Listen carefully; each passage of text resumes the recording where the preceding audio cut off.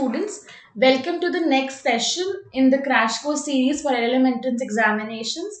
I am Yuvakshi Grover, and today in this session we'll be discussing the entire Indian Evidence Act into a very systematic format, जहाँ पे मैं आपको बताऊंगी कि आपको इस एक्ट में क्या पढ़ना है और क्या स्किप करना है. आज हम डिस्कस करेंगे पूरे के पूरे एविडेंस एक्ट को और इस फॉर्मेट में हम डिस्कस करेंगे कि हम सारे इंपॉर्टेंट प्रोविजंस को वन गो में कंप्लीट कर लें. सबसे पहले इस एक्ट का एनफोर्समेंट डेट है 1 सितंबर 1872. कभी कभी किसी एलएलएम एंट्रेंस एग्जामिनेशन में ये एनफोर्समेंट डेट पूछ ली जाती है, इसलिए हमें याद होना चाहिए. ऑलराइट, द 1 सितंबर 1872 को ये एक्ट इनटू फोर्स आया था. एक और एक्ट जो 1872 का है वो हमारा कॉन्ट्रैक्ट एक्ट है. ये छोटी छोटी बातें हमें याद रखनी चाहिए एज अ स्टूडेंट. जब भी हम किसी एग्जाम में अपेयर होने वाले होते हैं, चीजों को रिलेट करके हम याद रखेंगे तो हमारे लिए इजी हो जाएगा इन चीजों को मेमोराइज करना बिना कंफ्यूजन के. तो आज हम बात करते हैं एविडेंस पे.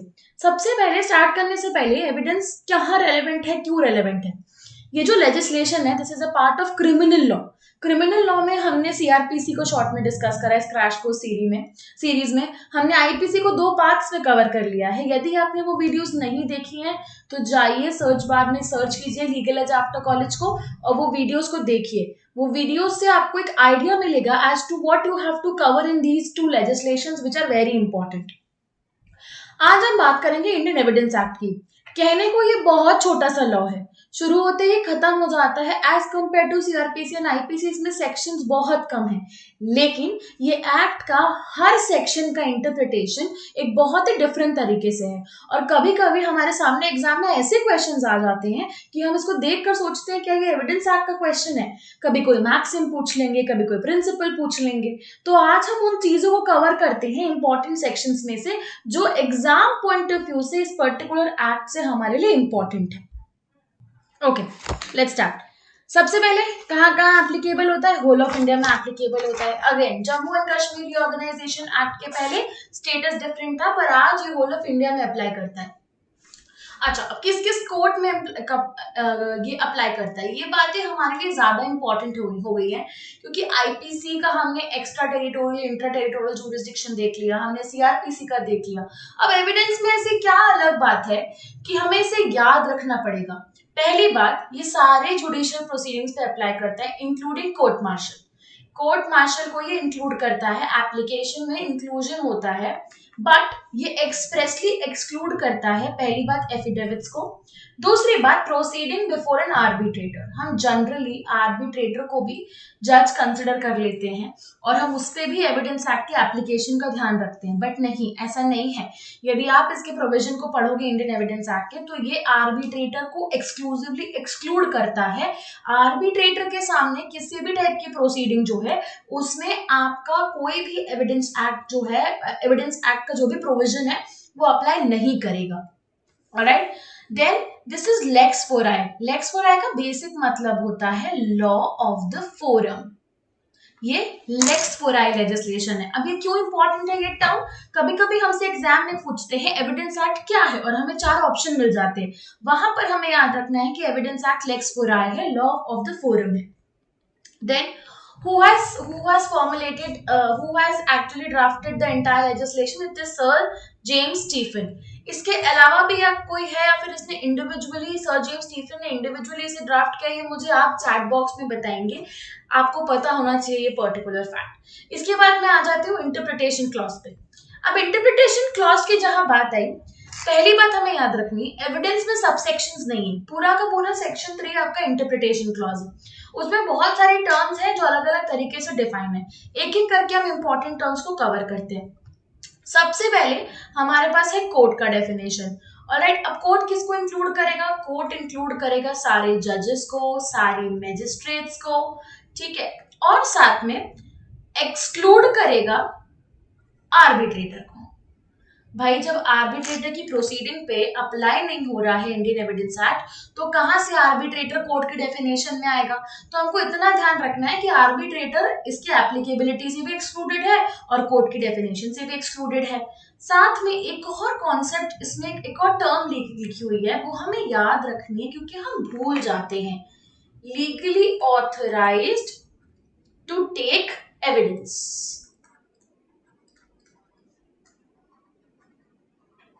ठीक है, जजेस तो है ही कोर्ट की डेफिनेशन में, मैजिस्ट्रेट भी है कोर्ट की डेफिनेशन में, लेकिन यदि कोई इंडिविजुअली लीगली ऑथराइज्ड है एविडेंस लेने के लिए तो वो भी इस पर्टिकुलर एक्ट के लिए कोर्ट की डेफिनेशन में फॉल करेगा। इसके बाद हम आते हैं फैक्ट पे। अब फैक्ट सबसे इंपॉर्टेंट पार्ट है, पूरा का पूरा एविडेंस का सिलेबस, पूरे की पूरे एविडेंस एक्ट का 50% पोर्शन है फैक्ट। अब फैक्ट में ऐसा क्या खास बात है? फैक्ट की बेसिक डेफिनेशन ये बोलती है कोई भी thing, state of thing, relation of thing which is capable of perceived bye senses. कोई भी ऐसी चीज जिसको आप अपने सेंसेस से परसीव कर सकते हो वो फैक्ट होता है। फैक्ट फिजिकल फैक्ट भी इंक्लूड करता है और साइकोलॉजिकल फैक्ट भी इंक्लूड करता है। साइकोलॉजिकल फैक्ट मतलब कोई भी mental condition of the conscious person, वो भी आपका फैक्ट में इंक्लूडेड होगा। जनरली हम भूल जाते हैं कि साइकोलॉजिकल फैक्ट भी इंक्लूडेड है। साइकोलॉजिकल फैक्ट भी फैक्ट की डेफिनेशन में कवर्ड है as per Indian evidence act. इसके अलावा दो बेसिक कॉन्सेप्ट है फैक्ट में जो हमें पता होना चाहिए। एक है फैक्ट इन इशू और एक है हमारा रेलेवेंट फैक्ट। एक तो हमारे पास फैक्ट इन इशू है जो मेन मुद्दा है। फैक्ट इन इशू वो फैक्टर वो इंक्लूड करता है जिसके कनेक्शन में बाकी सारे फैक्ट्स रेलेवेंट होने वाले हैं। फॉर एग्जाम्पल हमें एविडेंस की बात करनी है in the case of murder committed by XYZ person, तो मर्डर के अराउंड जितने भी मर्डर हुआ या नहीं ये हमारा बेसिक फैक्ट इन इशू है और इसके अराउंड जितने भी फैक्ट्स रिवॉल्व करेंगे वो सब हमारा रेलेवेंट फैक्ट की कैटेगरी में फॉल करेगा। मर्डर कैसे हुआ, किस वेपन के थ्रू हुआ, वहां पे कौन प्रेजेंट था, कौन प्रेजेंट नहीं था, ये सारी बातें हमारी चली जाएंगी रेलेवेंट फैक्ट की डेफिनेशन में। और फैक्ट इन इशू मतलब वो बेसिक इंपॉर्टेंट फैक्ट जिसके अराउंड बाकी सारी चीजें रिवॉल्व करेंगी। So this is relevant fact and fact in issue. पूरा का पूरा एक चैप्टर है 5 से लेके 55 जो रेलेवेंट फैक्ट को डिफाइन करता है। मतलब हमारा कसम से एग्जाम के लिए 50% इंपॉर्टेंट सिलेबस जो है ना वो इंडियन एविडेंस एक्ट से हमारा इस चैप्टर में है जिसको हम आज डिस्कस करेंगे। तो हमें ये बात याद रखनी है कि फैक्ट, दो बातें हमें यहाँ पे याद रखनी है मोटा मोटा। पहला फैक्ट दो कंडीशंस, दो उसमें डिवाइडेड होता है, फैक्ट इन इशू और रेलेवेंट फैक्ट। और जो हम भूल जाते हैं वो ये है कि फैक्ट में फिजिकल फैक्ट्स भी आते हैं और फैक्ट में साइकोलॉजिकल फैक्ट्स भी आते हैं। ठीक है, उसके बाद हमारे पास डेफिनेशन है डॉक्यूमेंट का। डॉक्यूमेंट का मतलब क्या होता है? डॉक्यूमेंट का मतलब होता है कोई भी ऐसी चीज जो किसी स्पेसिफिक फॉर्म में एक्सप्रेस्ड है। ठीक है, अब ये दो होते हैं प्राइवेट और पब्लिक। अभी क्या होता है इसको हम आगे इसकी डेफिनेशन क्लॉज में समझेंगे कि पब्लिक डॉक्यूमेंट्स क्या होते हैं, प्राइवेट डॉक्यूमेंट्स क्या होते हैं। इसके बाद हमारे लिए तीन बड़ी इंपॉर्टेंट टर्म्स है। ठीक है, एक है हमारे पास प्रूव्ड, एक है हमारे पास डिसप्रूव्ड, एक है हमारे पास नॉन प्रूव्ड। प्रूव्ड का मतलब वो होता है a fact is said to be proved when after considering the matter before it the court either believe that is exist और the existence has become very probable. कोई भी ऐसी चीज, ठीक है, कोर्ट के सामने एविडेंसेस प्रोड्यूस होने के बाद जब कोर्ट को लगे कि हाँ ये फैक्ट लीगली एप्लीकेबल है और इसके एग्जिस्ट होने की पॉसिबिलिटी बहुत हाई है, वो फैक्ट प्रूव्ड फैक्ट होता है। डिसप्रूव्ड ऐसा कोई फैक्ट जो after considering the matter before the court, court को लगता है कि इसके एग्जिस्ट करने की प्रोबेबिलिटी है ही नहीं या फिर ये एग्जिस्ट कर ही नहीं सकता, वो हो गया डिसप्रूव्ड। और नॉट प्रूव्ड ऐसा सारे फैक्ट्स जो नीदर प्रूव्ड है नॉट डिसप्रूव्ड है वो सब नॉट प्रूव्ड है। अब जनरली हम एज अ स्टूडेंट डिसप्रूव्ड और नॉट प्रूव्ड में कंफ्यूज हो जाते हैं। एक बात हमें याद रखनी है, डिसप्रूव्ड मतलब कभी ना कभी उसको प्रूव करने की कोशिश की गई होगी लेकिन वो प्रूव नहीं हो पाया कोर्ट में इसलिए वो डिसप्रूव बन गया। और नॉट प्रूव मतलब कभी भी कोशिश ही नहीं की गई, ना ही वो प्रूव्ड है ना ही वो डिसप्रूव्ड है। तो इसको यदि हम इन सीरीज में याद रखेंगे प्रूव्ड फिर डिसप्रूव्ड फिर नॉट प्रूव्ड तो हम कभी भी कंफ्यूज नहीं होंगे इसके ऑर्डर में। Alright, then let's move to the next part. बड़ा इंपॉर्टेंट है ये खेल हम समझ गए ना तो हमारे लिए एविडेंस के सेक्शंस को समझना बहुत आसान हो जाएगा। मैं बात कर रही हूँ सेक्शन 4 की। सेक्शन 4 में तीन टर्म्स दिए हैं मेजरली, मे प्रिज्यूम, शैल प्रिज्यूम और कंक्लूसिव प्रूफ। सबसे पहले बात करते हैं मे प्रिज्यूम की। मे प्रिज्यूम जहां पर भी वर्ड यूज हुआ that is presumptive hominis and this word basically means a presumption of fact। कुछ सेक्शंस का मैं आपके सामने एग्जांपल रख रही हूँ। सेक्शन 86 है, 87 है, 88 है, 90 है, 114 है, ये सब क्या है हम आगे पढ़ेंगे, इतना डिफिकल्ट नहीं है इन सबको याद रखना। मे प्रिज्यूम में हमको दो बातें याद रखनी है। जहां भी मे वर्ड आ गया, सिर्फ एविडेंस लेना ही बता रही हूँ, जनरली बता रही हूँ इंटरप्रिटेशन का रूल। जहां पे भी मे वर्ड आ गया वहां बात आ जाती है डिस्क्रिशन की। जहां भी हम मे प्रिज्यूम पढ़ेंगे वहां पर हमेशा कोर्ट का डिस्क्रिशन होता है, वो चाहे तो इसे प्रिजम्पशन में ले सकती है और ना चाहे तो इसे प्रिजम्पशन में ना ले, उसका डिस्क्रिशन है। इसका सबसे बेसिक एग्जांपल देती हूँ। हमने बेल में लास्ट सेशन में सीआरपीसी में मैंने आपको बताया था कि बेलेबल ऑफेंस में bail as a matter of right होती है, तो वहां पे हमें वर्ड मिलेगा शैल। और जहां पर जैसे नॉन बेलेबल ऑफेंसेस में bail at the discretion of court होती है, तो वहां हमें वर्ड मिलता है मे। तो ये जो इंटरप्रिटेशन है ये यहां से हमने सीखा section 4 of Indian evidence act से। जहां बात आई मे प्रिज्यूम की वहां बात आ गई डिस्क्रिशन की। और तो और ये रिबर्टेबल भी होता है। मे प्रिज्यूम मतलब कोर्ट की मर्जी है, उसे प्रिज्यूम करना है तो करेगा, नहीं प्रिज्यूम करना है तो नहीं प्रिज्यूम करेगा। इसके कुछ एग्जांपल्स हैं सेक्शन 86, 87, 88, 90 डॉक्यूमेंट्स को लेके प्रिजम्पशंस है ये, कुछ पर्टिकुलर थिंग्स को लेके प्रिजम्पशंस है ये। देन आ जाती है बात शैल प्रिज्यूम की। अब शैल और मे में कुछ तो फर्क होगा। मे में जहां डिस्क्रिशन की बात आती है वहां पर शैल में ये होता है कि ये एक मैंडेटरी ऑब्लिगेशन है, कोर्ट इसे प्रिज्यूम करेगा ही करेगा unless it is disproved. Simple सी बात है, ये रिबर्टेबल प्रिजम्पशन ऑफ लॉ होता है। अब मेरा मतलब रिबर्टेबल प्रिजम्पशन ऑफ लॉ से ये है कि यहां पर कोर्ट इसको प्रूव्ड कंसिडर करेगा अनटिल इट इज डिस्प्रूव्ड। जब तक ये डिस्प्रूव्ड नहीं हो रहा है तब तक कोर्ट के लिए ये पर्टिकुलर कॉन्सेप्ट जो है वो प्रूव्ड है। ठीक है, जैसे कि पूरा का पूरा लॉट सेक्शन 79 से लेके 85 तक और सेक्शन 105, इन सब में जो टर्म यूज हुई है वो है शैल। मतलब यहाँ पे उन पर्टिकुलर फैक्ट्स को या उन पर्टिकुलर लॉ के प्रिजम्पशंस को लेके कोर्ट प्रिज्यूम करेगा कि वो करेक्ट है। लेकिन यदि कोई पार्टी उसको डिस्प्रूव करना चाहती है और कोर्ट में डिस्प्रूव कर देती है तो वो अदर पार्टी का जो डिस्प्रूव हुआ है वो किया जा सकता है, because it is shell presume and not conclusive proof. This is the basic thin line difference between shell presume and conclusive proof. Shell presume में मैंने आपको दो बातें बताई, इसमें भी कोर्ट को प्रिज्यूम करना पड़ता है, नहीं तो ये मे और शैल में फर्क कैसे बचेगा। मे में डिस्क्रिशन है कोर्ट के पास, लेकिन यहाँ पे कोर्ट उसको प्रूव्ड प्रिज्यूम करता है, लेकिन यहाँ पे स्कोप है उसको डिस्प्रूव करने का। तो यदि कोई भी पार्टी उस प्रिज्यूम्ड फैक्ट को डिस्प्रूव करना चाहे तो पार्टी डिस्प्रूव कर सकती है, कहाँ, जहां पर शैल प्रिज्यूम है। अब आते हैं हम तीसरे और सबसे बड़े कॉन्सेप्ट पे, जो है conclusive proof. Conclusive proof irrebuttable presumption of law होता है। यदि कोर्ट ने किसी पर्टिकुलर टॉपिक को या किसी पर्टिकुलर मैटर को कंक्लूसिव प्रूफ डिक्लेयर कर दिया है तो वो इररिवर्टेबल प्रिजम्पशन ऑफ लॉ है। तब नीदर ऑफ द पार्टीज उसमें एविडेंस दे ही नहीं सकती, उसमें कोर्ट एविडेंस एक्सेप्ट ही नहीं करेगा। पूरे के पूरे इंडियन एविडेंस एक्ट में कंक्लूसिव प्रूफ सिर्फ और सिर्फ तीन सेक्शंस है। एक है हमारे पास सेक्शन 41, एक है हमारा सेक्शन 112 और एक है हमारा सेक्शन 113। सिर्फ ये तीन सेक्शंस है जिसमें कंक्लूसिव प्रूफ की बात, जो कंक्लूसिव प्रूफ होते हैं for the purpose of evidence act. अब क्योंकि ये तीन ही सेक्शंस हैं तो पूरी पूरी पॉसिबिलिटी है कि हमसे यहाँ से क्वेश्चन पूछा जाए, तो हमें ये तीनों बातों को रट लेना है कि 41, 112 और 113 ये तीनों के तीनों जो सेक्शंस है ये हमारे कंक्लूसिव प्रूफ के सेक्शन है। Now after this admissibility of evidence की बात करते हैं।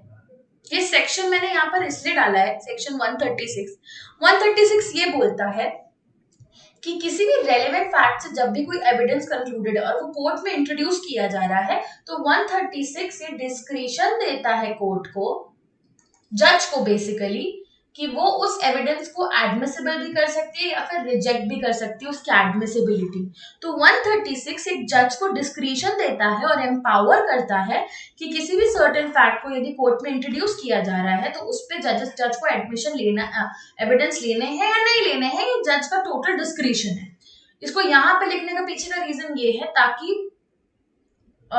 ताकि हमें ये समझ में आ सके कि सारे एविडेंसेस एडमिसिबल नहीं होते हैं। जो कोर्ट एविडेंस एडमिसिबल करता है सिर्फ वही एविडेंसेस एडमिसिबल होते हैं और रेलेवेंट भी होते हैं।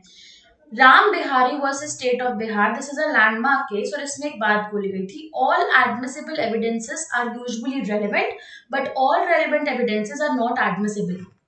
सारे रेलिवेंट एविडेंसेस एडमिसिबल हो ये जरूरी नहीं है।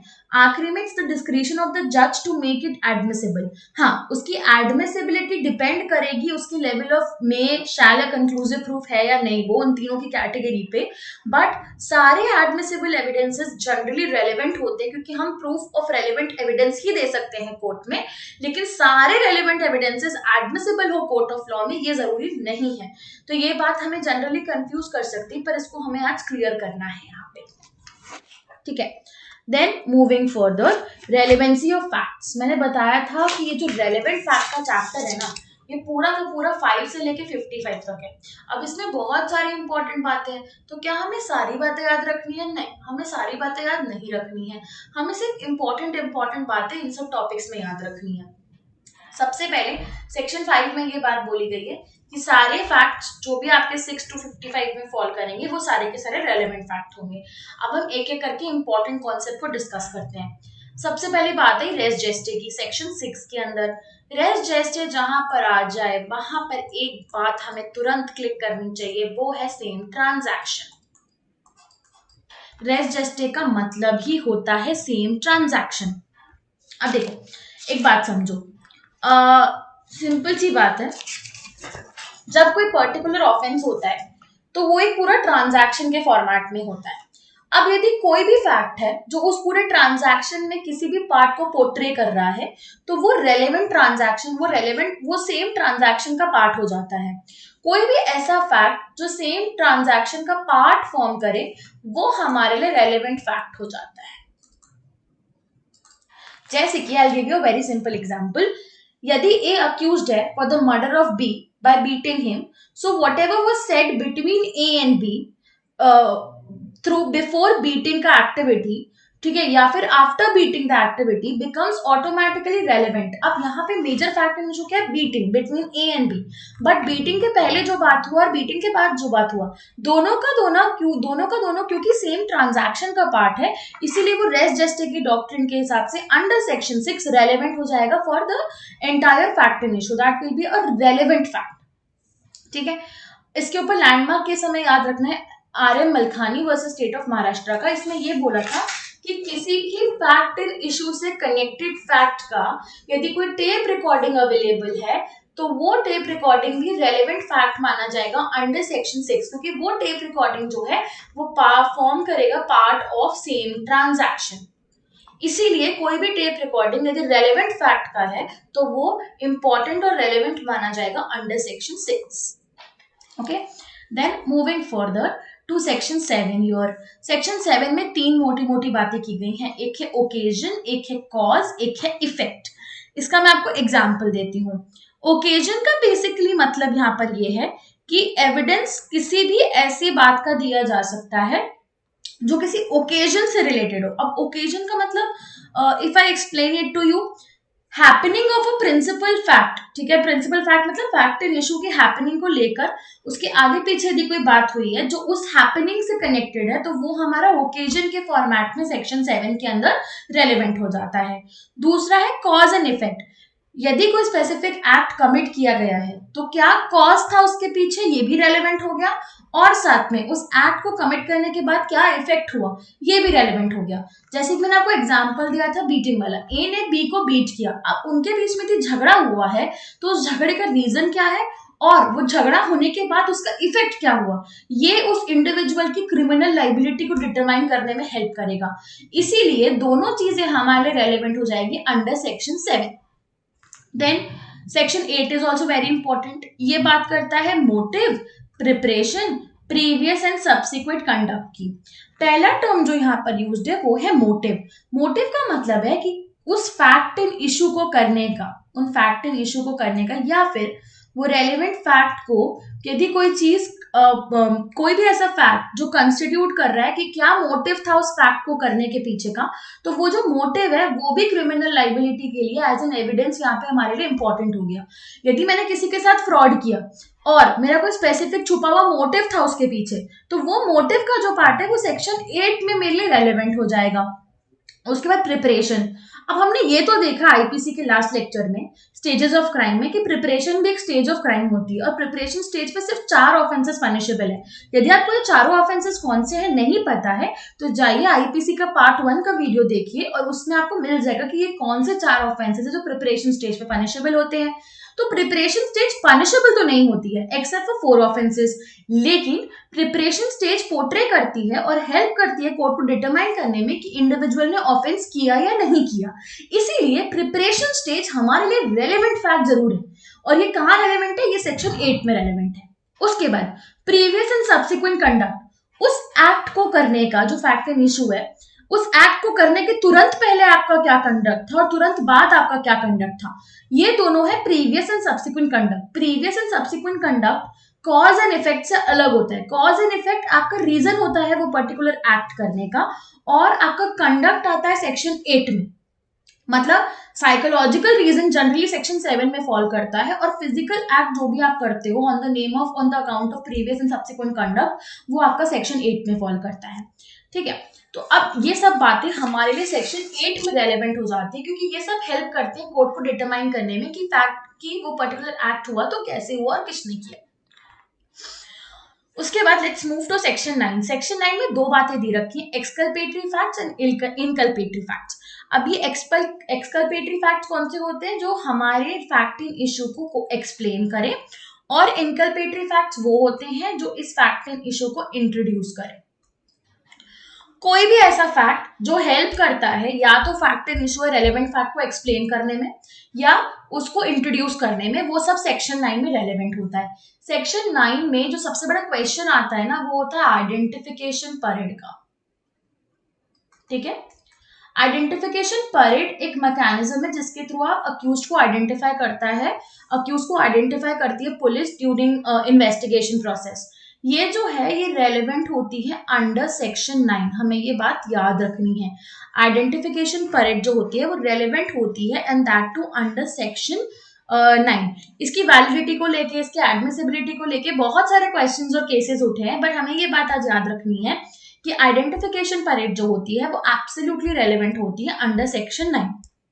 Then moving further, common design का कॉन्सेप्ट दिया है सेक्शन 10 में। यदि कोई भी चीज बोली गई हो या करी गई हो by the conspirator in reference to a common design, तो वो भी एक वैलिड एविडेंस होता है, वैलिड रेलेवेंट फैक्ट होता है अंडर सेक्शन 10, क्योंकि वो पोर्ट्रे करता है physical intention, criminal intention behind that particular act. Alright, इसका लैंडमार्क केस है Shardul Singh versus state of Bombay. इस केस में ये बोला था कि प्रिंसिपल ऑफ एजेंसी जो है वो अंडरलाइन प्रिंसिपल है for section 10। Principle of agency is underline principle for section 10। एक कॉन्स्पिरेटर दूसरे कॉन्स्पिरेटर के साथ किस कॉमन डिजाइन में एंटर कर रहा है ये हेल्प करता है, और ये principal of agency, theory of agency पे वर्क करता है और रेलेवेंट हो जाता है। क्योंकि यदि कोई लोग कॉमन डिजाइन में कॉन्स्पिरेसी कर रहे हैं तो वो उन लोग के जो एक्शंस हैं वो ऑटोमेटिकली रेलेवेंट होंगे for the court and for the purpose of investigation. तो एक दूसरे के एजेंट और प्रिंसिपल के बेस में एक्ट करते हैं ये कॉन्स्पिरेटर्स, तो एक की बोली हुई बात दूसरे के लिए ऑटोमेटिकली रेलेवेंट हो जाती है, और यही लॉजिक है बिहाइंड सेक्शन 10। इसलिए यदि कोई भी चीज in return of that conspiracy की जाए या बोली जाए तो वो सब सेक्शन 10 में रेलेवेंट हो जाता है। इसके बाद आया सेक्शन 11, ये पता नहीं क्यों मेरा फेवरेट सेक्शन है, play of alibi. Now I will explain you what is alibi. Alibi की प्ले जो होती है वो प्ले बेसिकली आप क्लेम कर सकते हो whenever, so I'll give you a very simple example. 9th मई को मर्डर होता है किसी का, ठीक है, और मैं अक्यूज्ड हूं, ठीक है, मेरे पे चार्ज लगाया कि मैंने वो मर्डर किया। अब मैंने 9th मई को सुबह दिल्ली से कलकत्ता की फ्लाइट पकड़ी। मैंने 9th मई के बिल प्रोड्यूस करे कि मैंने रेस्टोरेंट्स में खाना खाया था, ठीक है मैंने अपना होटल का बिल प्रोड्यूस किया, मैंने अपने वहां होने का प्रूफ प्रोड्यूस किया, और मैंने अपनी 12th मई की रिटर्न टिकट दिखाई टू दिल्ली। अब मर्डर हुआ है दिल्ली में, मेरे लिए पॉसिबल भी नहीं है कि मैं दो जगह पर एक ही टाइम पे प्रेजेंट हो पाऊं।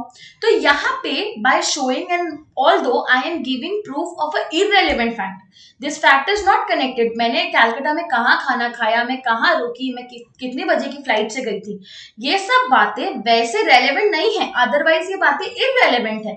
लेकिन क्योंकि ये बातें मेरे क्राइम सीन पे होने की प्रोबेबिलिटी को निल कर रही है, इसीलिए ये बातें मेरे लिए रेलेवेंट हुई।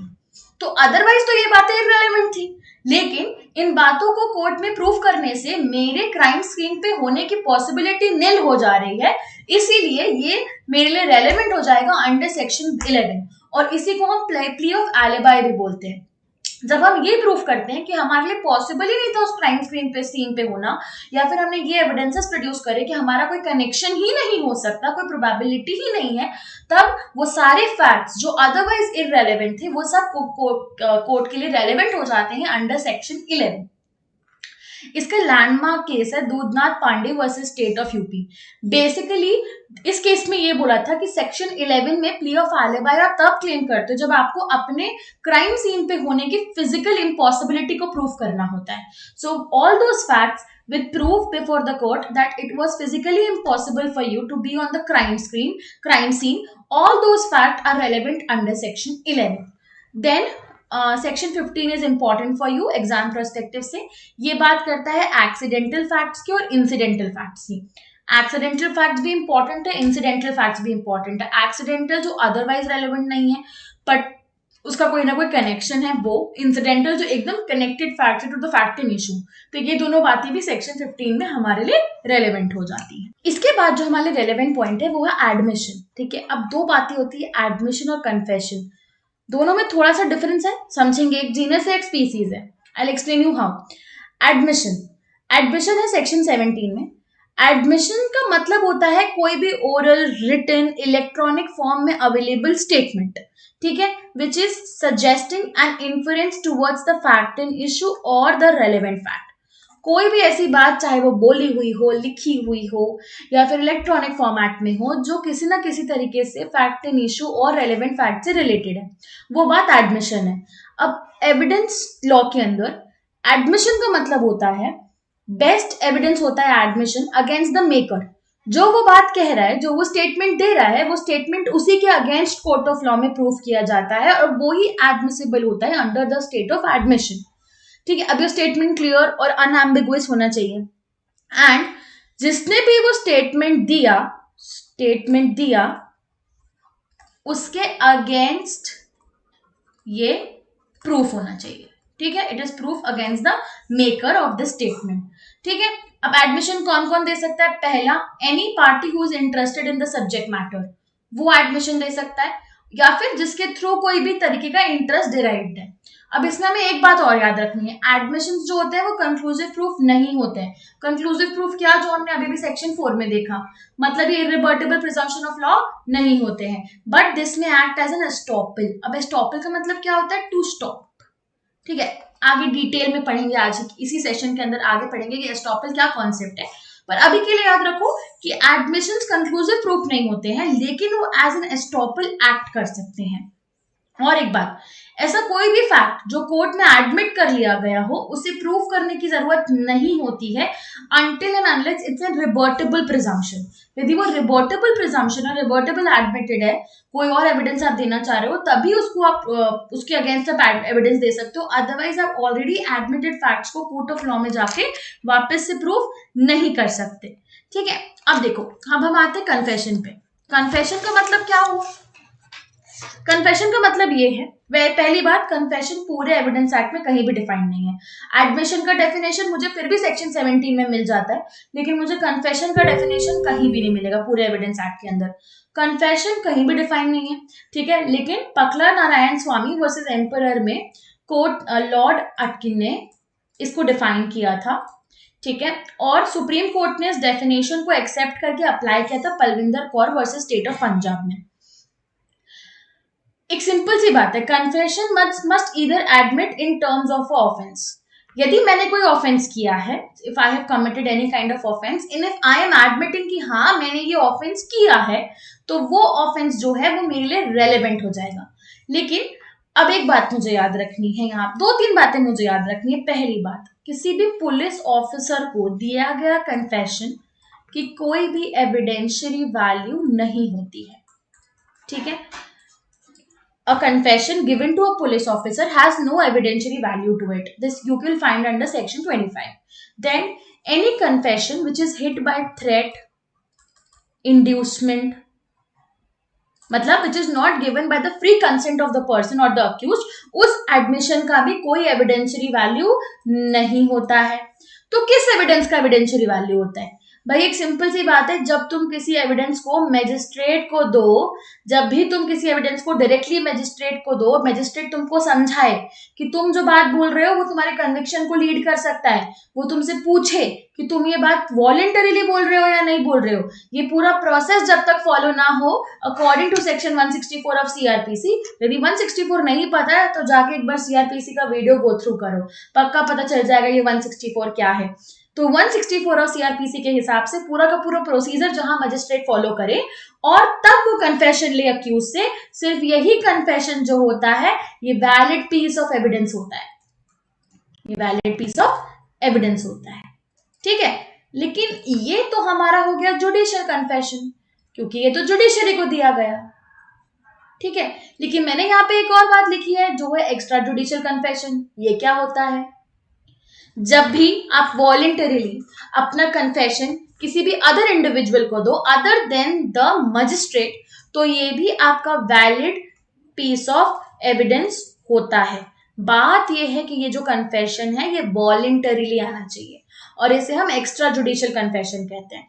सिमिलरली कोई भी ऐसा confession, okay will discuss that in the next slide. Similarly extra judicial confession और जुडिशियल कन्फेशन दोनों का टाइप होता है, लेकिन पुलिस को दिया गया कन्फेशन उसकी कस्टडी में एविडेंशियरी वैल्यू उसकी कुछ नहीं होती है, नील होती है, वो कोर्ट में प्रूफ नहीं किया जाना चाहिए। ऑलराइट, अच्छा अब यदि मैं खुद जाके, मैंने कोई ऑफेंस किया और मैं खुद जाके कन्वेंशनल एफआईआर लिखवा रही हूँ, तो उसके एविडेंशियरी वैल्यू का क्या? पहली बात ये हिट हो जाएगा सेक्शन 25 से, और 25 क्लियरली बोलता है कि आप पुलिस ऑफिसर को जाके कोई कन्फेशन नहीं दोगे, तो भले ही आपने पुलिस ऑफिसर को जाके एफआईआर दर्ज कराई है उसके पास, लेकिन तब भी ये एफआईआर भी हिट हो जाएगी 25 से, और ये एज अ कन्फेशन एडमिसिबल नहीं होगी कोर्ट ऑफ लॉ में, ठीक है। ये सारी बातें हमें एग्जाम पॉइंट ऑफ व्यू से याद रखना बहुत ज्यादा इंपॉर्टेंट है। देन सेक्शन 27 सबसे ज्यादा इंपॉर्टेंट सेक्शन है, कंफ्यूजन भी क्रिएट करता है, समझ में नहीं आता क्या है क्यों है। सेक्शन 27 पहली बात याद रखो एक्सेप्शन है टू सेक्शन 25 एंड 26, मतलब पुलिस की कस्टडी वाला सेक्शन, ठीक है। डिस्कवरी स्टेटमेंट लिखा है मैंने, अब इसका एग्जाम्पल देती हूँ, उसको समझाती हूँ, तुरंत समझ में आ जाएगा। एक अक्यूज्ड है, ठीक है, जिसने मर्डर किया, ठीक है, और उसने एक नाइफ का यूज किया था।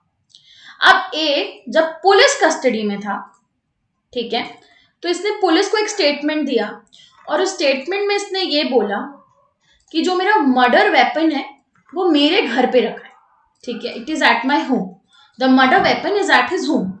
नाउ जनरली 25 से ये कन्फेशन हिट हो जाएगा, ठीक है, क्योंकि आप पुलिस को कोई बात बोल नहीं सकते, वो कोर्ट ऑफ लॉ में प्रूफ नहीं हो सकता। लेकिन इसी बात का एक एक्सेप्शन 27 में दिया है। अब यदि पुलिस अथॉरिटी उसके घर जाती है और रिकवर कर लेती है वो मर्डर वेपन उसी जगह से जहां का उसने स्टेटमेंट दिया है, ठीक है, तो इसका मतलब होता है डिस्कवरी स्टेटमेंट। मतलब अक्यूज्ड ने जो स्टेटमेंट दिया कि वो मर्डर वेपन मेरे घर पे रखा है, पुलिस गई इन्वेस्टिगेशन के दौरान और उस मर्डर वेपन को उसने उसी जगह से बरामद किया जहां पे वो मर्डर वेपन क्लेम किया था ए ने, ठीक है, तो ये होता है discovery statement.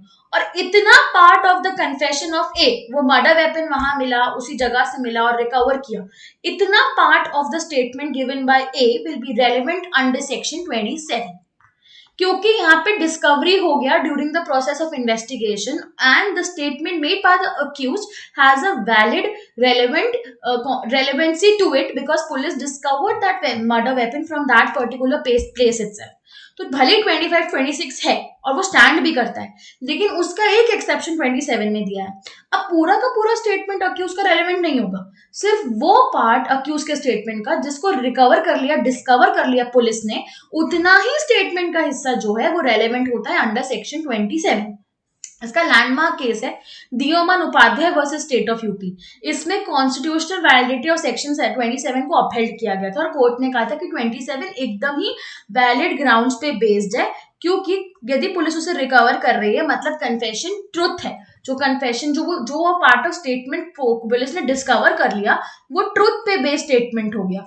That is why in this particular case of Deoman Upadhyaya versus state of UP constitutional validity of section 27 was upheld. ठीक है, अब confession of a co accused ये भी रेलेवेंट होता है। यदि एक को अक्यूज दूसरा को अक्यूज के बदले कोई कन्फेशन देता है तो ये भी हमारा कन्फेशन जो है ये हमारा कन्फेशन रेलेवेंट हो जाता है। यदि अभी अभी आपने नेटफ्लिक्स पे वो वेब सीरीज देखी है माँ वाली, तो उसमें होता है ना जो फीमेल होती है वो कन्वर्ट हो जाती है टू द प्रोसिक्यूशन विटनेस, जिसको बाद में मार दिया जाता है। आई थिंक दैट इज नीलम। तो वो जो है वो जो विटनेस है वो कन्फेशन उसको को अक्यूज थी वो पूरे के पूरे उस चीज के अंदर, because she was one who planned murder of Sakshi Talwar's daughter, but then since she was a co-accused and she was ready to give a confession, तो वो प्रोसिक्यूशन विटनेस पे कन्वर्ट हो गई, तो उसका दिया हुआ स्टेटमेंट एक वैलिड कन्फेशन माना जाएगा। So you can relate these things to Indian evidence act बहुत ज्यादा। ठीक है, इसके बाद है रिट्रैक्टेड कन्फेशन। कोई भी ऐसा कन्फेशन जो आप अंडर फियर एंड मिसकंसेप्शन दे रहे हो, आपको जबरदस्ती बोला जा रहा है कन्फेशन देने के लिए। ठीक है, यदि आप कोई ऐसा कन्फेशन दे रहे हो तो ऐसा कन्फेशन जो होता है उसे हम जनरली रिट्रैक्टेड कन्फेशन बोलते हैं। अब रिट्रैक्टेड कन्फेशंस जो होते हैं, ठीक है, वो कन्फेशंस की एविडेंशियरी वैल्यू क्या होती है। ये कन्फेशंस जो होते हैं क्योंकि रिट्रैक्टेड होते हैं तो इसकी एविडेंशियरी वैल्यू और नॉर्मल एक्सेप्टेबल कन्फेशन की एविडेंशियरी वैल्यू के अंदर फर्क होता है। रिट्रैक्टेड कन्फेशंस जो होते हैं वो जनरली ऐसा नहीं कि वो कन्फेशन नहीं ट्रीट होंगे या उनका एविडेंशियरी वैल्यू नहीं है, बट वो इतने ज्यादा रिलायबल नहीं होते हैं जो कि बाकी कन्फेशंस होते हैं। अब state versus NCB Delhi versus Navjot Sandhu के केस में ये बोला था कि कन्फेशंस हाईली रिलायबल होते हैं, पर कौन से कन्फेशंस? या तो जुडिशियल कन्फेशंस तो हाईली रिलायबल होते हैं और a good piece of evidence होते हैं। एक्स्ट्रा जुडिशियल कन्फेशंस भी रिलायबल कन्फेशंस होते हैं, डू नॉट फॉरगेट। और a confession given by a co accused, ये सब भी रिलायबल होते हैं। बस पुलिस को जो बात बोली वो एडमिसिबल नहीं होती, ये बात हमको यहाँ पर याद रखनी है।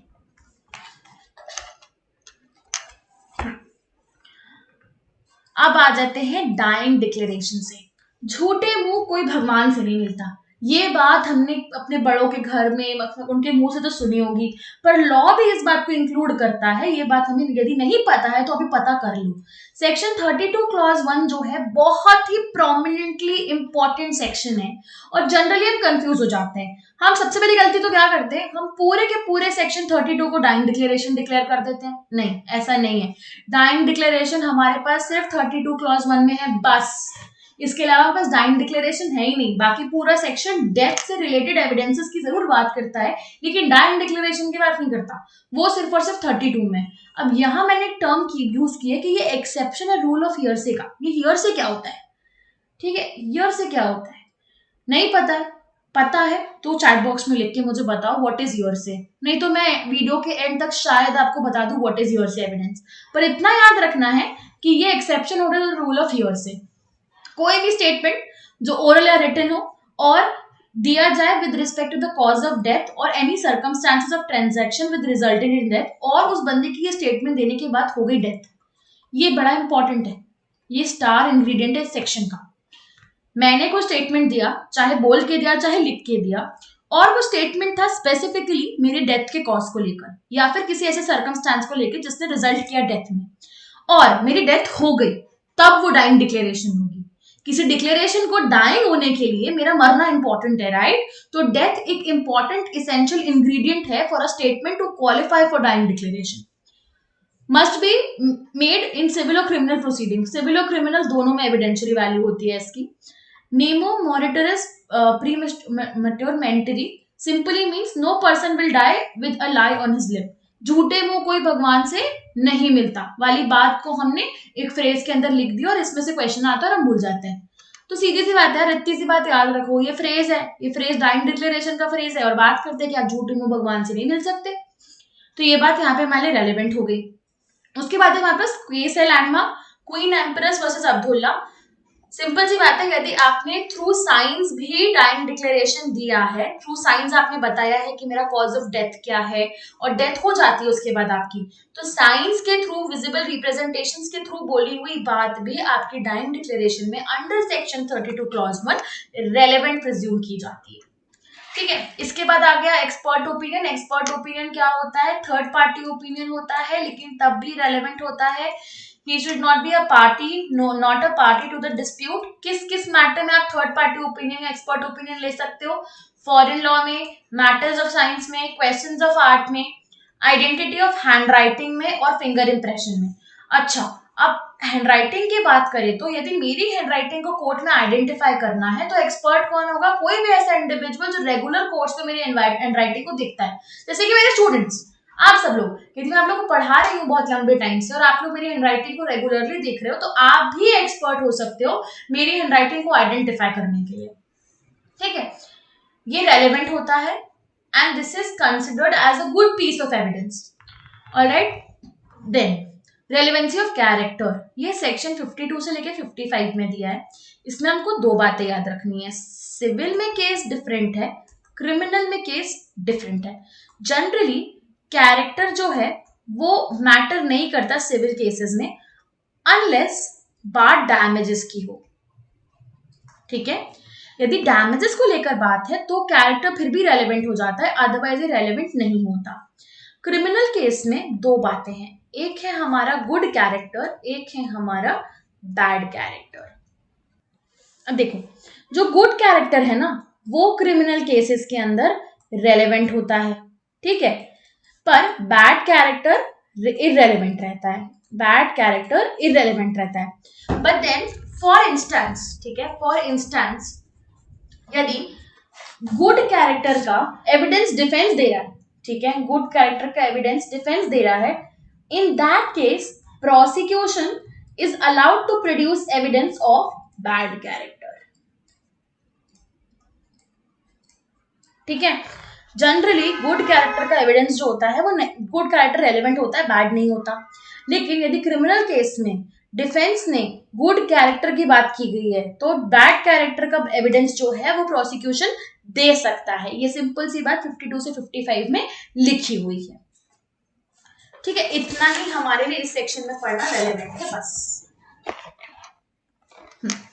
मूविंग फर्दर, दो टाइप का एविडेंसेस होता है। ठीक है, पहला होता है हमारा ओरल एविडेंस, दूसरा होता है हमारा डॉक्यूमेंट्री एविडेंस। अब ये ओरल एविडेंस क्या है, डॉक्यूमेंट्री एविडेंस क्या है? ओरल एविडेंस सेक्शन 59 में दिया है और 60 में दिया है, और ओरल एविडेंस होना चाहिए हमारा डायरेक्ट एविडेंस।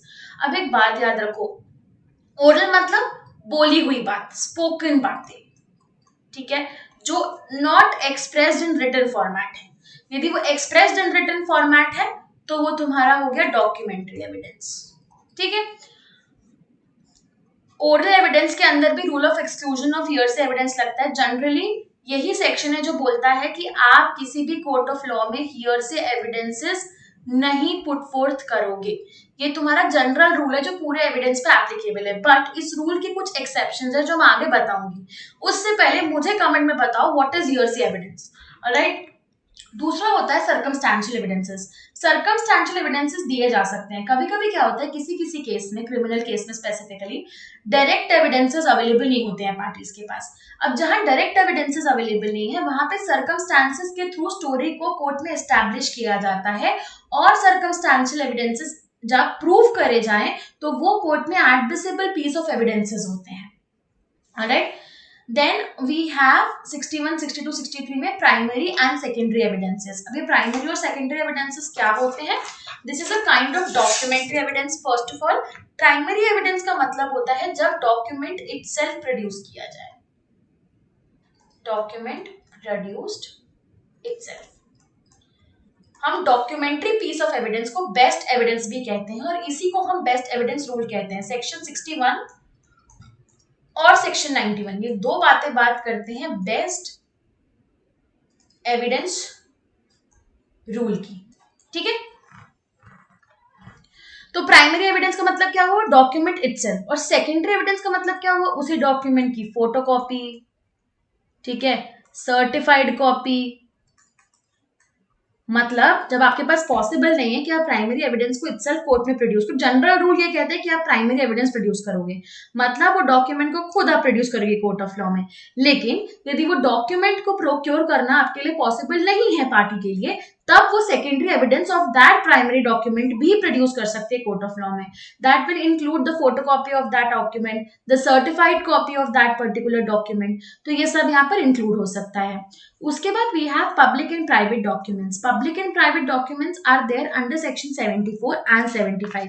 अब इसका मतलब क्या है, बेसिकली पब्लिक डॉक्यूमेंट क्या होता है, कोई भी ऐसा डॉक्यूमेंट जो किसी सोवरेन अथॉरिटी के ऑर्डर के अंदर बना हो, ऑफिशियल बॉडीज ने दिया हो, ठीक है, उनके सील एंड साइन के साथ हो, या फिर पब्लिक ऑफिसर्स के प्रोक्योर आपने किया हो, तो ये जितने भी आपके होते हैं ये सब आपके पब्लिक डॉक्यूमेंट होते हैं। जो पब्लिक डॉक्यूमेंट नहीं है वो प्राइवेट है, सिंपल सी बात है, जो पब्लिक डॉक्यूमेंट नहीं है वो डॉक्यूमेंट प्राइवेट है, ठीक है, ये इंपॉर्टेंट है, प्रोविजन बेस्ड ये काफी इंपॉर्टेंट है। Exception to the rule of hearsay evidences. Hearsay evidences का मतलब होता है कहीं सुनी बातें, ऐसी बातें जो आपको डायरेक्टली नहीं पता है, आपने डायरेक्टली नहीं फील की अपने सेंसेस से, ना देखी ना सुनी, ना देखी ना ही फील करी, लेकिन आपको ये बात किसी और ने कन्वे करी। तो कोर्ट में जनरली इंडियन एविडेंस एक्ट का पूरा बेसिक रूल ये बोलता है कि आप कोर्ट में हियरसे एविडेंसेस नहीं दोगे, लेकिन 5 या 6 प्रोविजंस जो आपको स्क्रीन पे दिख रहे हैं, इन 6 प्रोविजंस के केस में हियरसे एविडेंसेस कोर्ट में एडमिसिबल होते हैं। सबसे पहला सेक्शन 6 जो हमने डिस्कस किया, रेस जेस्टे, ठीक है, यदि कोई पर्टिकुलर टेस्टिमनी है जो फॉर्म कर रही है part of the same transaction, तो वो रेस जेस्टे के फॉर्मेट में आपकी रेलेवेंट हो जाएगी, भले ही वो testimony directly from the witness ना आ रही हो या फिर विटनेस ने डायरेक्टली फील ना की हो। एडमिशंस और कन्फेशंस ये भी आपके एक्सेप्शंस होते हैं to the rule of hearsay evidences. Then evidences and statements relevant under section 32, dying declaration and statements related to section 32, वो पूरे के पूरे जो 10 क्लॉजेस है वो हमारे रूल एक्सेप्शंस में फॉल करते हैं हियरसे एविडेंसेस के। फिर section 33 evidences and farmer proceeding, कोई पुरानी प्रोसीडिंग के अंदर कोई एविडेंस प्रोड्यूस किया गया हो तो वो एविडेंस भी हमारे लिए फर्दर रेलिवेंट हो जाता है, लेकिन अब वो था तो किसी और प्रोसीडिंग का, पर हम उसे यूज कर रहे हैं फर्दर प्रोसीडिंग में, तो ये भी अगेंस्ट द रूल ऑफ, ये भी against, this is also kind of hearsay evidence, तो इसलिए this is an exception to this rule. Then section 60 का provision 1 and section 74 statement made in public documents, ये सारे जो सेक्शंस हैं ये सब एक्सेप्शंस हैं to the rule of hearsay evidence. Rule ये बोलता है कि कोर्ट ऑफ लॉ में कोई भी कही सुनी बात एडमिसिबल नहीं होगी, कोई भी हियरसे एविडेंसेस को प्रोड्यूस नहीं करेगा, लेकिन इसी रूल का एक्सेप्शन हमें इन 6 सेक्शंस के अंदर मिलता है, और एग्जाम पॉइंट ऑफ व्यू से इन 6 बातों को दिमाग में बिठाना आपके लिए एज अ स्टूडेंट बहुत ज्यादा इंपॉर्टेंट और रेलेवेंट है। Okay, I hope this is clear to everybody. Then let's discuss burden of proof. अब ये बर्डन ऑफ प्रूफ क्या होता है, 6 सेक्शंस दिए हैं, ठीक है, क्या कॉन्सेप्ट है। बर्डन ऑफ प्रूफ का मतलब होता है किस पार्टी की लाइबिलिटी है उस पर्टिकुलर फैक्ट को कोर्ट ऑफ लॉ में एस्टैब्लिश करना। सबसे पहले परमानेंट और non shifting burden of proof जो होता है वो जनरली प्लेंटिफ और प्रोसिक्यूशन के पास होता है। प्लेंटिफ कब होगा, सिविल केस में, और प्रोसिक्यूशन कब होगा, क्रिमिनल केस में। अब केस कोर्ट के सामने लेके कौन आ रहा है, प्लेंटिफ या प्रोसिक्यूशन। तो पहला 101 का जो एब्सोल्यूट रूल है वो ये बोलता है कि किसी भी बात को एस्टैब्लिश करने का जो बर्डन होता है वो होता है प्लेंटिफ या प्रोसिक्यूशन पे।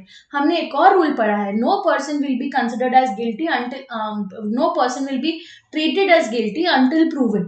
तो जब तक आप प्रूव नहीं कर देते कोर्ट ऑफ लॉ में कि उस बंदे ने, अक्यूज्ड ने ऑफेंस किया है, तब तक उसको गिल्टी नहीं माना जाएगा। इसीलिए हम बोलते हैं कि परमानेंट बर्डन जो है, जो कभी शिफ्ट नहीं होता गिल्ट प्रूफ करने का, वो प्लेंटिफ और प्रोसिक्यूशन के ऊपर होता है respectively in civil and criminal cases.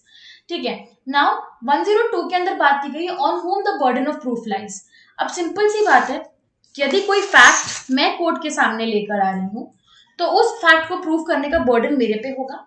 यदि कोई फैक्ट कोई और लेकर आ रहा है, सामने वाली पार्टी लेकर आ रही है, तो उस फैक्ट को प्रूफ करने का बर्डन उसके ऊपर है। ये स्ट्रेट फॉरवर्ड नॉर्मल सा लॉजिक है, ठीक है, जो जिसने जो बात बोली उसको प्रूफ वही इंसान करेगा। यही रूल एम्बोडेड है सेक्शन 103 के अंदर। Burden of proving fact to be proof to make evidence admissible. कोई एविडेंस एडमिसिबिलिटी जो है एक एविडेंस की, हमने 136 को देखा जिसमें जज के पास डिस्क्रिशन है कि वो किसी भी एविडेंस को एडमिसिबल बोल सकता है या फिर नॉन एडमिसिबल भी बोल सकता है, और सारे एविडेंसेस का एडमिसिबल होना कोर्ट में इंपॉर्टेंट है। ठीक है, तो अब किसी पर्टिकुलर एविडेंस को यदि मुझे कोर्ट ऑफ लॉ में एडमिसिबल प्रूफ करना है, उसके लिए यदि मुझे कोई प्रूफ देना है तो उस प्रूफ को देने का बर्डन किस पे है? मेरे पे ही है। अब वो प्रोसिक्यूशन भी हो सकता है, डिफेंस भी हो सकता है। जिसको भी अपने एविडेंसेस कोर्ट ऑफ लॉ में एडमिसिबल बनाने हैं उसी बंदे पे प्रूफ होगा एविडेंसेस प्रोड्यूस करने का। Next, section 105, burden of proving that case of accused comes within exceptions. ये जो एक्सेप्शंस है ना, ये जनरल डिफेंसेस हैं आईपीसी के। नहीं पता क्या होता है? आईपीसी पार्ट 1 का वीडियो देखिए, पता चल जाएगा। जनरल डिफेंसेस वो डिफेंसेस हैं, कुछ डिफेंसेस का लिस्ट दिया हुआ है आईपीसी के अंदर। अब डिफेंसेस का मतलब क्या है? ये डिफेंस है तो डिफेंस से रिलेटेड होगा। अब अक्यूज यदि जनरल डिफेंस को क्लेम कर रहा है तो उस जनरल डिफेंस के एग्जिस्टेंस का और एडमिसिबिलिटी का जो बर्डन है वो डिफेंस पे फॉल करेगा या फिर अक्यूज पे, वट एवर द केस में। ठीक है, यदि अक्यूज ये क्लेम कर रहा है कि मैं जनरल डिफेंसेस के चैप्टर में फॉल करता हूं तो उस बात को प्रूव करने का बर्डन जो है वो अक्यूज पे ही होगा। Burden of proving a fact specially with in knowledge, यदि कोई पर्टिकुलर फैक्ट किसी पार्टी के नॉलेज में है तो उस बात को कोर्ट के सामने लेके आने का जो बर्डन है वो उसी पर्टिकुलर पार्टी के पास होगा जिसके पास नॉलेज है उस पर्टिकुलर फैक्ट को लेके। ठीक है, देन एस्टॉपल सेक्शन 115 से लेके सेक्शन 117 तक दिया हुआ है। ठीक है, एस्टॉपल का बेसिकली मतलब क्या होता है? एस्टॉपल का मतलब होता है टू स्टॉप। तो एस्टॉपल का बेसिक मतलब होता है टू स्टॉप। ठीक है, अब ये based on the maxim allegans contraria non est audiendus, that simply means कोई भी कॉन्ट्ररी स्टेटमेंट जो आपने बोला हो वो सुना नहीं जाएगा कोर्ट में। हमने एस्टॉपल को सेक्शन 31 में पढ़ा था जब मैंने आपको ये बताया कि एडमिशंस जो होते हैं वो कंक्लूसिव प्रूफ नहीं होते हैं लेकिन वो एस्टॉपल की तरह एक्ट कर सकते हैं। ठीक है, तो ये रेलेवेंट है। अब एस्टॉपल 3 तरीके से होता है। पहला बाय रिकॉर्ड, एस्टॉपल का मतलब है बाय एस्टॉपल बाय जजमेंट भी कहते हैं इसको। एक बार यदि किसी पर्टिकुलर सब्जेक्ट मैटर के ऊपर कोर्ट का जजमेंट आ गया तो वो जजमेंट सब्सिडरी उस सारे सब्जेक्ट मैटर्स के ऊपर प्रिवेल करेगा और आप सेम कॉज ऑफ एक्शन को लेके कोर्ट के पास बार बार नहीं जा सकते हो। This is estoppel by record. दूसरा एस्टॉपल बाय डीड, ये इंग्लिश लॉ का प्रिंसिपल है और ये इंडियन लॉ के अंदर एज सच एप्लीकेबल नहीं होता है। थर्ड है estoppel by conduct in pais, this simply means किसी भी एग्रीमेंट के थ्रू या फिर फ्रॉम एनी एक्ट और कॉज ऑफ एक्शन और कंडक्ट और मिसरिप्रेजेंटेशन आपको ये एस्टॉप कर देता है फर्दर कोर्ट में एविडेंसेस प्रोड्यूस करने के लिए। और यही रूल्स हमें एम्बॉडीड है 115 to 117 के अंदर। ऑल्दो ये प्रिंसिपल ऑफ एस्टॉपल के कुछ डॉक्ट्रिन्स के एक्सेप्शंस है, जैसे against minor, against the statute, truth known to the both parties और पॉइंट ऑफ लॉ, इन सब चीजों के अंदर principle of estoppel generally apply नहीं करता है। तो ये सब बातें हमें एस्टॉपल के अंदर याद होनी चाहिए कि इंपॉर्टेंट है एग्जाम पॉइंट ऑफ व्यू से। अब आ जाते हैं विटनेसेस पे।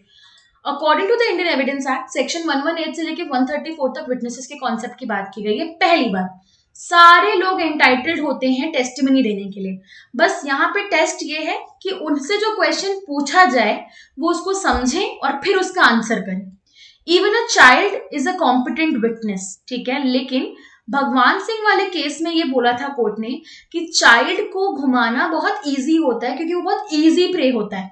तो court should be cautious and court before accepting the child testimony should consider whether the child has given voluntary testimony or not. ठीक है, तो कोर्ट को प्रॉपर इन्वेस्टिगेशन करनी चाहिए, प्रॉपर एग्जामिनेशन करनी चाहिए और फिर ही चाइल्ड की टेस्टिमनी को एक्सेप्ट करना चाहिए। बट इसका ये मतलब नहीं है कि चाइल्ड विटनेसेस एडमिसिबल होते हैं या नहीं होते। They are admissible and their testimony is considered to be valid if examined by the court properly. Then victim of a rape जो होता है वो भी प्रोसिक्यूटर्स का कॉम्पिटेंट विटनेस होता है। चांस विटनेस कौन है? चांस विटनेस बाय चांस यदि कोई विटनेस बन गया, मतलब कहीं पे क्राइम हो रहा था, मैं पास बाय कर रही थी, मेरा कोई लेना देना नहीं उन दोनों लोगों के साथ, पर मैंने उसको विटनेस कर लिया, मर्डर होते हुए देख लिया, फाइट होते हुए देख ली, तो मैं बाय चांस उस पर्टिकुलर इंस्टेंस की विटनेस हो गई, तो मेरी टेस्टिमनी भी रेलेवेंट होगी under this particular chapter. Interested witness, कोई भी ऐसा विटनेस जिसका कोई ना कोई रिलेशन है विद ईदर द प्रोसिक्यूशन और द डिफेंस। तो ऐसा नहीं है कि वो इंटरेस्टेड है तो उसकी टेस्टिमनी वैलिड नहीं होगी, उसकी टेस्टिमनी भी कोर्ट ऑफ लॉ में वैलिड मानी जाती है। एक लैंडमार्क केस है इस टॉपिक पे, Krishna Pillai versus state of Kerala. इस केस के अंदर ये बोला था कि कोई भी इंटरेस्टेड विटनेस की टेस्टिमनी यदि कोर्ट को एक्सेप्ट करनी है तो कोर्ट को प्रॉपर्ली स्क्रूटिनाइज कर लेना चाहिए और उसके बाद रिलायबिलिटी टेस्ट करनी चाहिए इस टेस्टिमनी के इस विटनेस की टेस्टिमनी की। So this is Krishna Pillai versus state of Kerala. Right, तो विटनेसेस में हमें ये बातें याद रखनी है, कोई भी कॉम्पिटेंट होता है विटनेस देने के लिए, और एक विटनेस कितने भी केसेस में विटनेस बन सकता है, इसके ऊपर भी कोई पर्टिकुलर रिस्ट्रिक्शन नहीं डाला है। देन सेक्शन 120 सिविल प्रोसीडिंग्स में दोनों पार्टीज जो होती हैं, मतलब पार्टीज के जो स्पाउसेस होते हैं वो भी कॉम्पिटेंट विटनेस होते हैं, और क्रिमिनल प्रोसीडिंग में स्पाउस ऑफ अक्यूज्ड भी एक कॉम्पिटेंट विटनेस कंसिडर किया जाता है। सेक्शन 124 में ऑफिशियल कम्युनिकेशन दी है, और सेक्शन 126, 127, 128 और 129 के अंदर हमें प्रोफेशनल कम्युनिकेशन मिलेगा। ऑफिशियल मतलब यदि किसी भी इंडिविजुअल ने ऑफिशियल कैपेसिटी में और पब्लिक इंटरेस्ट में किसी भी कम्युनिकेशन को नहीं डिस्क्लोज किया है for the piece of evidence, तो वो अलाउड होता है। ये उनको एग्जाम्पशन दे रखा है 124 में कि on account of public please, यदि वो रिस्ट्रिक्ट करते हैं कि ये पर्टिकुलर चीज बाहर नहीं आनी चाहिए पब्लिक डोमेन में, तो ये रिस्ट्रिक्शन यहाँ पे अलाउड होता है। Then professional communication. Professional communication मतलब एक क्लाइंट और अटॉर्नी का जो कम्युनिकेशन होता है वो अटॉर्नी तब तक नहीं रिलीज करेगा जब तक क्लाइंट उसे परमिशन नहीं देगा। वो सीक्रेसी में जो भी क्लाइंट ने अपने अटॉर्नी को या बैरिस्टर को बताया है वो प्रोफेशनल कम्युनिकेशन में प्रोटेक्टेड होता है, और आप उसे फोर्स नहीं कर सकते कि वो कोर्ट ऑफ लॉ में क्लाइंट और अटॉर्नी अपने बीच का private communication in the form of evidence produce करे। तो ये सेक्शन भी हमसे कभी कभी प्रोविजन बेस्ड क्वेश्चन इससे हमसे पूछ लेते हैं, इसलिए हमें ये पता होना चाहिए। उसके बाद आ जाते हैं हम अकम्प्लिस। अभी अकम्प्लिस कौन है? ऐसा कोई भी इंसान जो कनेक्टेड है, जिसने पार्टिसिपेट किया है इन द क्राइम, ठीक है, अब वो किसी भी स्टेज पे किया हो। टेस्टिमनी ऑफ अकम्प्लिस जो होती है वो जनरली अनवर्दी ऑफ क्रेडिट होती है, लेकिन यदि उसे कोलैबोरेट कर दिया जाए बाय द पार्टीज टेस्टिमनी तो ये टेस्टिमनी वैलिड हो जाती है और एडमिसिबल हो जाती है। ठीक है, पहली बात, अकम्प्लिस कौन? अकम्प्लिस वो जिसने किसी भी तरीके से क्राइम में पार्टिसिपेट किया हो। अब क्राइम के 3 स्टेजेस होते हैं। पहला होता है principle of first and second degree, ऐसा इंडिविजुअल जिसने खुद वो क्राइम किया हो।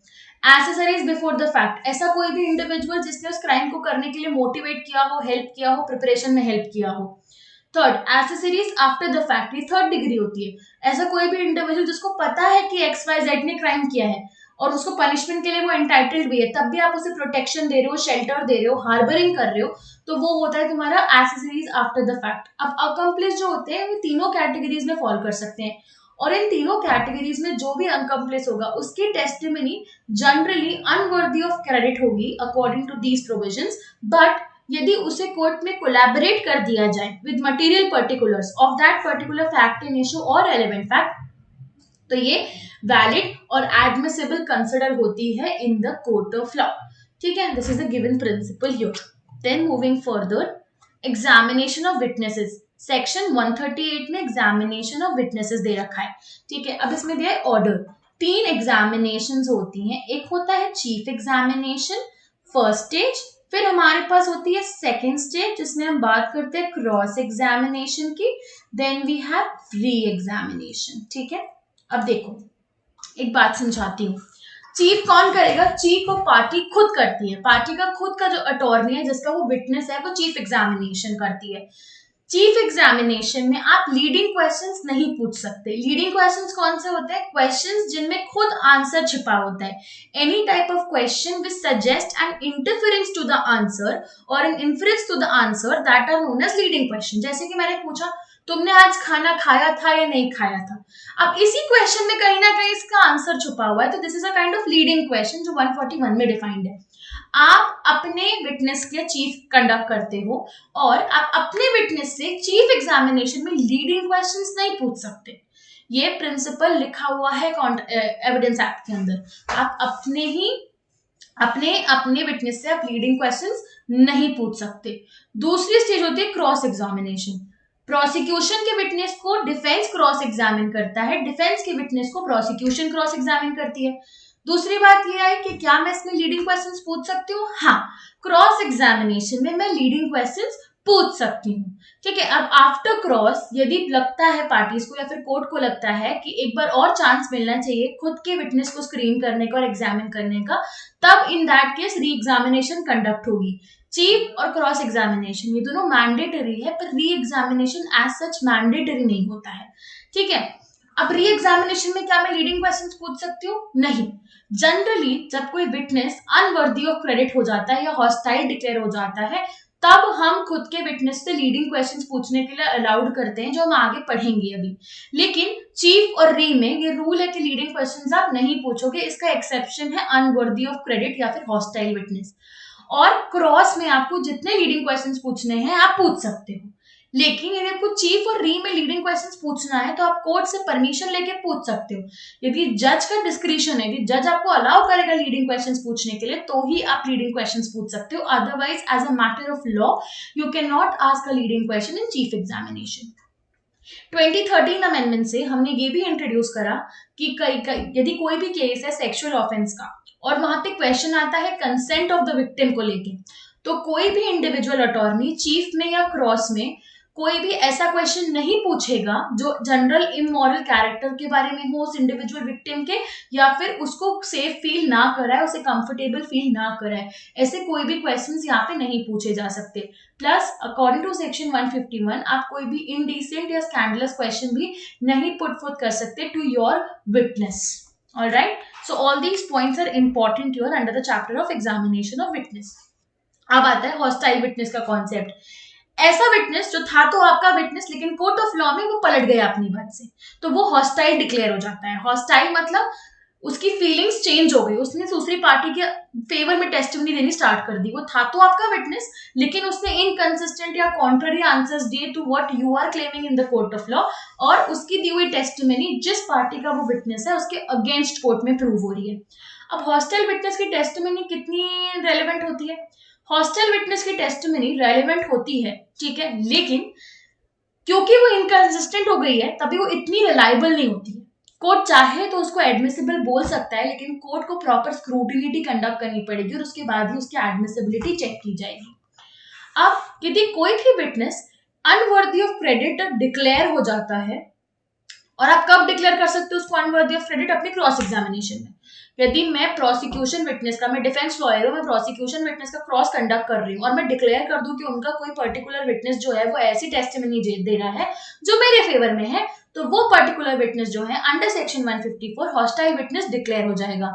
अब हॉस्टाइल विटनेस का दिया हुआ टेस्टिमनी जो है, हॉस्टाइल विटनेस को दिया हुआ टेस्टिमनी उतना ट्रस्टवर्दी नहीं माना जाता है, लेकिन यहाँ पे यदि कोई विटनेस हॉस्टाइल डिक्लेयर हो जाता है तो दूसरी पार्टी को अलाउ कर दिया जाता है उससे डायरेक्ट क्वेश्चंस पूछने के लिए, लीडिंग क्वेश्चंस पूछने के लिए। ठीक है, यही एक्सेप्शन है जो मैं लास्ट स्लाइड में बताया उसका। अब आपने सुना होगा, जब मैंने सीआरपीसी पढ़ाया था तो मैंने आपको ये बताया था कि एफआईआर जो होती है वो कोलैबोरेटिव पीस ऑफ एविडेंस होती है। कुछ स्टेटमेंट्स ऐसे होते हैं जो किसी भी पर्टिकुलर फैक्ट को कोर्ट ऑफ लॉ में या तो कोलैबोरेट करने के लिए या कॉन्ट्राडिक्ट करने के लिए यूज होते हैं। तो कोई भी स्टेटमेंट कॉन्ट्राडिक्ट और कोलैबोरेट करने के लिए यूज किया जा सकता है। ये सेक्शन 158 के अंदर कॉन्सेप्ट एम्बोडेड है of the evidence act. Alright, then the last topic for today's session would be section 159, that is refreshing memory. मैं एक विटनेस हूं, मैं कोर्ट में गई, अब मैं अपनी ही बात भूल गई। जैसे कि फॉर एग्जाम्पल मैं मेडिकल एग्जामिनर हूँ, अब मुझे तो कितने सारे मेडिकल एग्जामिनेशंस दिन भर में कंडक्ट करने पड़ते हैं। फॉर एग्जाम्पल मुझे नहीं याद है कि किस एग्जामिनेशन में क्या रिजल्ट था, तो मैं कोर्ट में खड़े होके ड्यूरिंग माय टेस्टिमनी कोर्ट से परमिशन लेके अपनी मेमोरी रिफ्रेश करने के लिए वो डॉक्यूमेंट मंगा सकती हूँ। ये राइट विटनेस का है जो 159 के अंदर आपको मिलता है। 159 के अंदर कोई भी विटनेस ड्यूरिंग इन्वेस्टिगेशन और एग्जामिनेशन ये बोल सकता है कोर्ट में खड़े होके कि मेरे लिए वो डॉक्यूमेंट लाइए, वो स्टेटमेंट लाइए, मुझे अपनी मेमोरी को रिफ्रेश करना है। तो ये राइट मेरे पास अवेलेबल है। एज एन एडवोकेट मैं अपने विटनेस के लिए राइट क्लेम कर सकती हूँ, या फिर विटनेस खुद अंडर 159 कोई भी reference to that particular document claim कर सकता है। Okay, so that's it for the entire Indian evidence act. मैंने बहुत कोशिश की है कि मैं आपको ब्रीफली सारे कॉन्सेप्ट्स की क्लैरिटी दे सकूं ताकि आप इन बातों को, वो आपके लिए इजी हो जाए ये बातें याद रखना। Plus if you like the video and if you want me to cover something else जो मैंने मिस आउट किया है, तो प्लीज मुझे नीचे कमेंट बॉक्स में बताओ, मैं उसको कवर करने की कोशिश करूंगी अपने अपकमिंग सेशंस में। यदि आपकी कोई और एक्सपेक्टेशन है हमसे कि हम लोग, आप चाहते हो कि हम इस चीज पे वीडियो बनाएं, किसी टॉपिक पे वीडियो बनाएं, तो उसकी इन्फॉर्मेशन भी आप कमेंट बॉक्स में डालो, क्योंकि हम लोगों के लिए ये इंपॉर्टेंट है कि आप लोग हमें मोटिवेट करो। यदि आपको वीडियो अच्छी लगी है तो हमें मोटिवेट करने के लिए प्लीज जाओ लीगल एज आफ्टर कॉलेज को टास्क में सर्च करो, सब्सक्राइब करो, डेली फॉलो करो, इस क्रैश कोर्स सीरीज को रेगुलरली बैठ के देखो, हमारे साथ पढ़ो, रिवाइज करो टॉपिक्स को, क्योंकि एग्जाम से पहले हम लोग डरते हैं, लेकिन अच्छी प्रिपरेशन से कोई भी एग्जाम क्रैक हो सकती है। कोई भी ऐसी चीज नहीं है जो इम्पॉसिबल है, तो किसी भी एग्जाम को क्रैक करना पॉसिबल है, और हम लोग हैं आपकी हेल्प करने के लिए। So one more thing, you can find a free mock for LLM entrance examination. मॉक्स देखो, मॉक्स दो, मॉक्स से आपको पता चलता है कि आपकी कितना आपका परफॉर्मेंस है, आप उसको असेस कर पाते हो। और 1 मंथ के अंदर एग्जाम्स आने वाली हैं, एग्जाम स्टार्ट होने वाली हैं, एग्जाम प्रेशर से बचने के लिए अपनी प्रिपरेशन को हमें 200% करना है, उसके लिए हमें मॉक देना इंपॉर्टेंट है। So you can access a free mock for LLM entrance examination, you can feel free to contact on the given number, और यू कैन ऑल्सो वेबसाइट पे आप जाकर इंफॉर्मेशन चेक कर सकते हो। Please feel free to follow us on all the social media platforms, and thank you and all the best, meet you in the next video. Thank you.